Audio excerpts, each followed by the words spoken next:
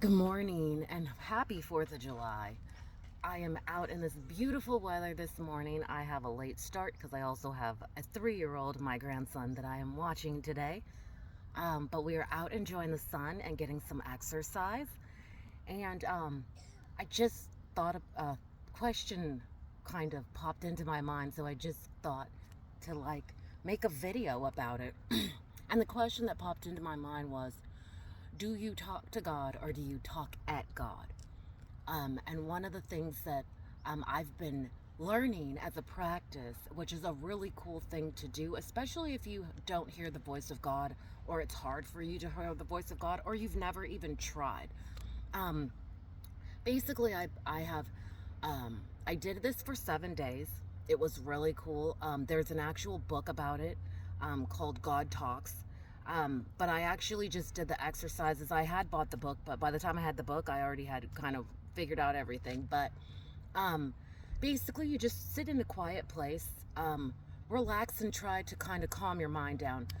Not going into full on like meditation where you're clearing out your head or anything like that. It's just calming your thoughts so that you can kind of calm down and get ready and prepare yourself.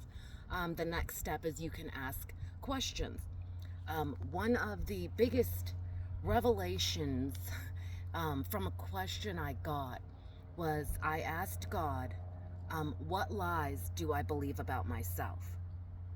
And then I sat still, and as the what was coming into my mind, I just wrote down on a pad. I didn't try to adjust it, change it, rewrite it. I didn't care if the spelling was right or wrong. I just wrote what the thoughts were.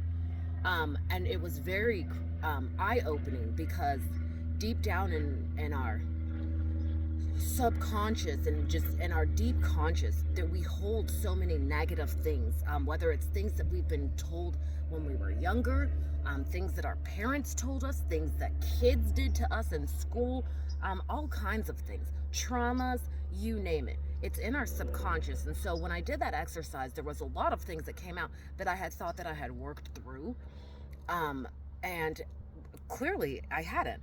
And so the next step is you ask God, what is true about me? And the beauty is that God will tell you the amazing things of how he feels about you. And after that, I sat down and I looked at what was not true, and I broke those off of me, and I basically just renounced it. I said, you know what? I released that that I'm not good enough. I released, that I'm never going to amount to what I want to do and all of that. So once I did that, then I pulled in what God had told me was who I was, and I instilled that inside of me. I kid you not, I went to bed, and the next day I woke up completely feeling brand new and amazed. And from there, I just continued this exercise. And now it's a part of my, anytime I want to ask God a question, that's what I do. I sit down, I get prepared, and then I wait and I listen in silence, because that's what he wants us to do sometimes, is we need to be still and be quiet so that we can hear him. Because God has a soft voice. He is not anxiety, a whole bunch of rambling in your head. He's not that. He is pure, calm, and soft. And how we hear that is by us being quiet and soft and peaceful so that we can hear his instructions and his guidance and his voice. So try that exercise. You can pretty much use any question you'd like to ask God. And every time that you get those negative things that you ask him, what do I believe about this? And it's negative, he's going to counteract it with the goodness of him, because that's all God is. He's pure goodness. This will help break those deep-rooted negative feelings that we have about ourselves and the things that we've been told. It breaks that off, and it also instills in us who we are in Jesus Christ.